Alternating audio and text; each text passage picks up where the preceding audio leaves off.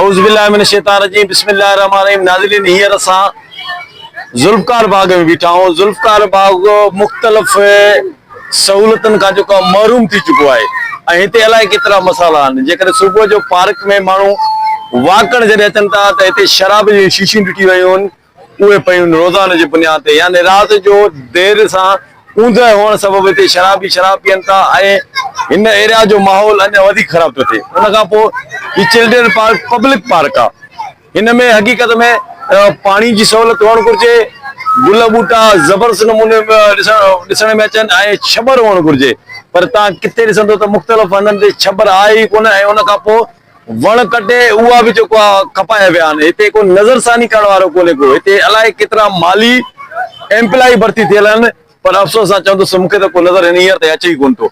न सफ़ाई सुथराई आहे, न पाणी जो निज़ाम सिधो आहे ऐं जेकॾहिं तव्हां बेंचुनि ते नज़र विझंदो त बेंचूं भॻल जिते आम पब्लिक वेही करे पोइ बि सुकून जो साह खणे थी।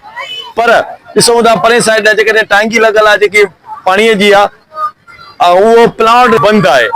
उहो पाणी थधो कोन्हे, उहो गरम पाणी आहे ऐं उन जी टैंकियूं जेके आहिनि उहे बि जेके निकितल आहिनि। यानी मौजूदा गवर्नमेंट जेको आहे, मेयर लाड़काणो जेको आहे, यूसी सिटियूं उन खां पोइ गिटियूं उन्हनि में ॾे तवजो हुनजी बिल्कुलु कोन्हे, के डिस्पोजल ॾे हुनजी तवजो कोन्हे। पर हाणे जेके पार्क आहिनि उन ॾे बि तवजो कोन्हे। वरी उन खां पोइ लेडीज़ पार्क आहे परियां, जेके तालो लॻल आहे, तव्हां हुनखे ॾिसंदो हुनखे तालो लॻो पियो आहे। जेकॾहिं उहो पार्क खोलियो वञे त हिकिड़ी अमड़ हिते वॉक बि करे, पर मर्दनि में गॾिजी करे बि, त हू मजबूर हुई त हिते वॉक मूंखे करणी आहे। पर जेकॾहिं लेडीज़ पार्क उहो खोलियो वञे त मां सम्झां थो त हुते लेडीज़ जेको आहे वॉक करे सघे थी। अंदरि असांखे तक़रीबन दोस्तनि ॿुधायो त अंदरि एॾा छिता कुता हुते पालिया विया आहिनि जेके माण्हुनि खे जेको आहे खाइनि बि था।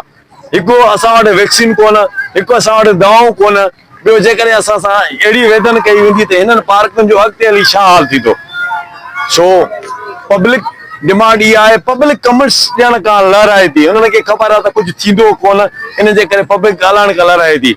त मुतालबो इहो आहे पब्लिक जो, आम आवाम जो, जेके हिते इंटरटेनमेंट करणु अचनि था ऐं वॉक करणु अचनि था, त जेकॾहिं असांजा किरोड़े अरबे रुपए मां जेके पार्क ठाहिया विया आहिनि, खुदारा इन्हनि खे संभालियो ऐं इन्हनि खे जेके सहूलियतूं मुयसर हुजनि उन्हनि खे प्रोवाइड कयो ऐं उन्हनि खे बरक़रार रखण जी कोशिशि कयो।